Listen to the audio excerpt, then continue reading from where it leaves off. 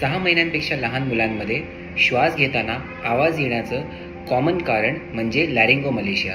तर चला जाणून घेऊ लॅरिंगोमलेशिया एक्झॅक्टली असतं काय.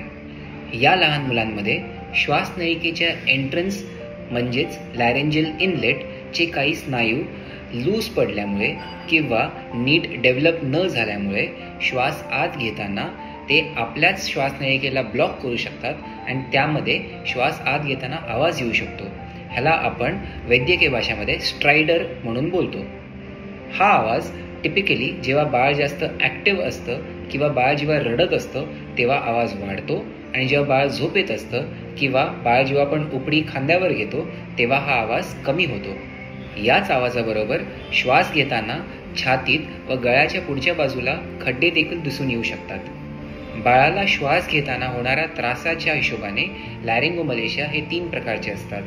माइल्ड व मॉडरेट लॅरिंगोमलेशिया हे स्वतःहून बरे होतात, पण सिव्हिअर लॅरिंगोमलेशियाला ऑपरेशनची गरज लागते, ज्याला आपण बोलतो सुप्राग्लॉटोप्लास्टी. मी आहे डॉक्टर कौस्तुभ मोहिते, आपला पिडियाट्रिक पल्मोनॉलॉजिस्ट, आणि हा आहे episode number 17 daily doctor dose मराठीमध्ये. धन्यवाद.